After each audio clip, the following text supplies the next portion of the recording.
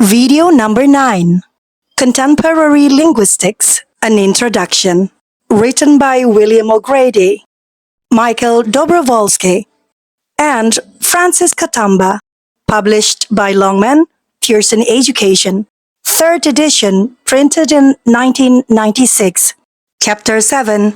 Semantics. The Analysis of Meaning. Part 3. Syntax and Sentence Interpretation. Structural Ambiguity. Pages 284 up until page 286. Narrated by Evi Sayono. What will be discussed in Video 9? Chapter 7, Semantics, the Analysis of Meaning, has 4 different topics. Topic number 1 is the nature of meaning. Topic number 2 is the conceptual system.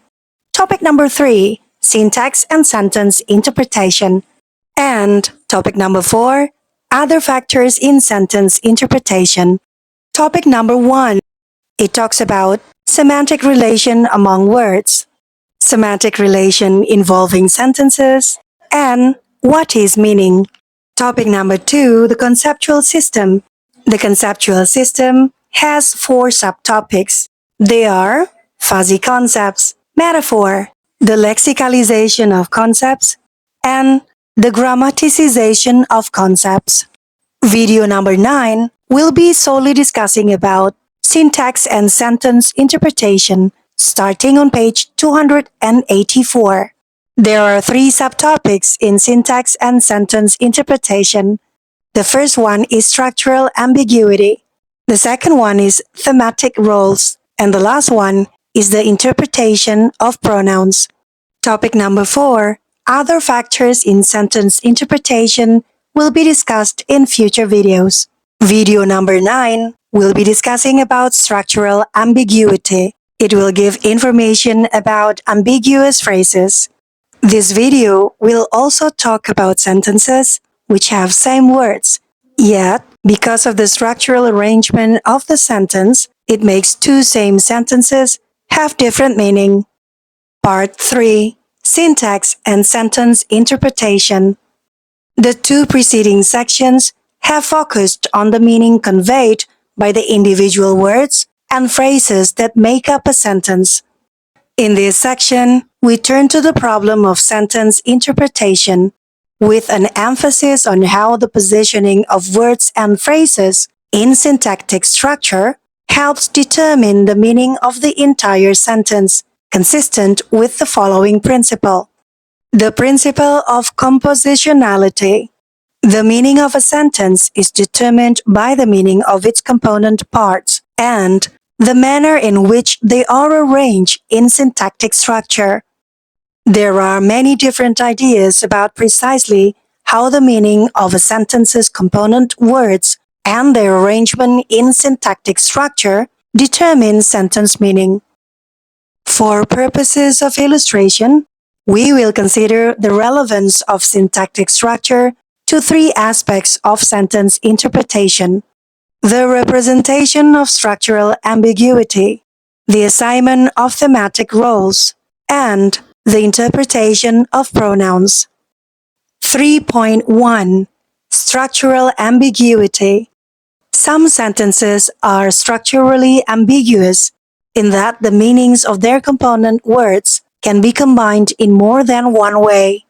A simple example of this is found in the phrase wealthy men and women, where wealthy can be seen as a property of both the men and the women, or just the men alone.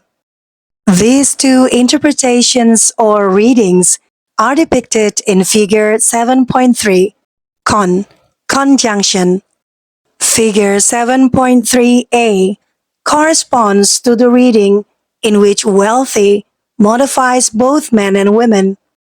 This is shown by having the adjective combined with a category that includes both nouns. In Figure 7.3b, on the other hand, the adjective combines only with the men, and noun men. This structure corresponds to the reading in which wealthy applies only to the men. There are two phrases that you can see on your screen.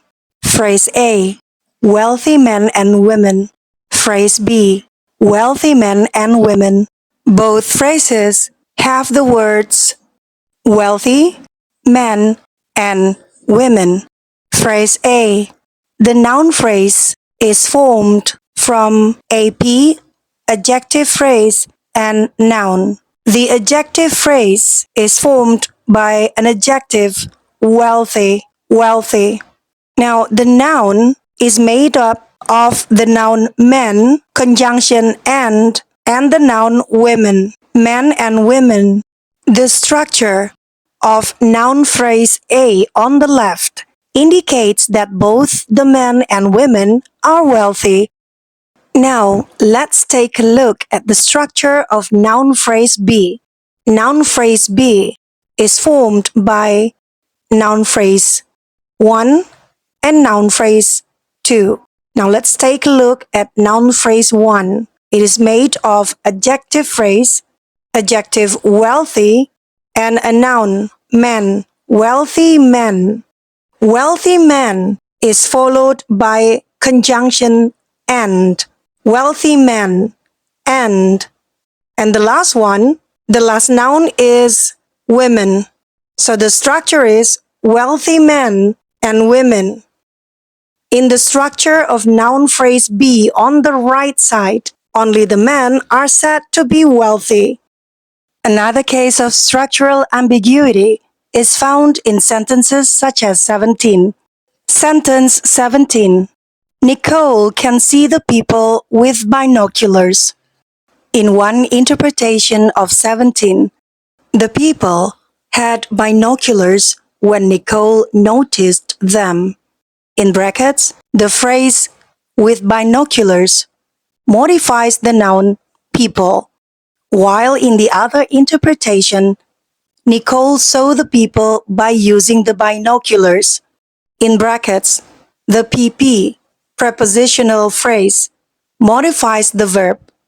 Figure 7.4 shows how these two readings can be represented. There are two sentences on your screen. Sentence A. Nicole saw the people with binoculars. Sentence B. Nicole saw the people with binoculars. So the sentences are the same. However, the structure is a bit different. Now let's focus on sentence A. Sentence A consists of a noun phrase, inflection, and a verb phrase. The noun phrase or noun is Nicole and functions as the subject.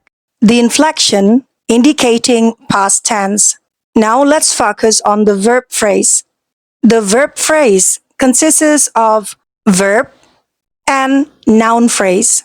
The verb here is saw, the past tense of see. It is functioned as the main verb of this sentence. Now let's move on to the noun phrase. The noun phrase consists of determinant, the, noun, people, and prepositional phrase, PP, with binoculars. So, the phrase the people with binoculars belong to the noun phrase. Therefore, we can conclude that the people were the one with binoculars. Now, let's move to sentence B. Nicole saw the people with binoculars. This sentence also has noun phrase or NP, inflection, and verb phrase. The noun phrase consists of a noun, Nicole, which functions as the subject of this sentence. Now let's move to inflection. The inflection indicates past tense. The last thing that formed the sentence is the verb phrase. The verb phrase consists of verb, saw, as Awe saw, functions as the main verb of this sentence. The verb phrase is also formed by a noun phrase and prepositional phrase. Now let's move to the left part with the noun phrase. The noun phrase consists of determinant, the, and noun, people. So the people belongs to the noun phrase. Prepositional phrase with binoculars is directly under the verb phrase. Can you spot the difference between sentence A and sentence B? Sentence A. The phrase the people with binoculars, they belong directly under the noun phrase.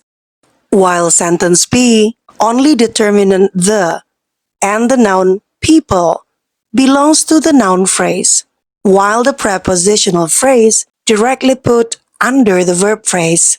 From here, we can see that Nicole was the one with binoculars. Figure 7.4. An ambiguous sentence. In the first structure, the people have the binoculars. In the second structure, Nicole uses the binoculars to see the people. In figure 7.4a, the prepositional phrase or PP with binoculars occurs with the N, noun, people, reflecting the first reading for this sentence. In figure 7.4b, on the other hand, the prepositional phrase or PP occurs within the verb phrase or VP, consisting of the verb and its complement. This corresponds to the interpretation in which with binoculars describes how Nicole saw the people. We see then that the manner in which words are grouped together in syntactic structure reflects the way in which their meanings are combined by the semantic component of the grammar. It is therefore possible to represent structural ambiguity in language by providing a different tree structure for each interpretation that a particular utterance has. This is the end of video 9. Next, on video 10, I will continue my reading on thematic roles and thematic roles assignment. Thank you so much for listening to my reading today. I'm Evie Sayono. See you next time. Bye!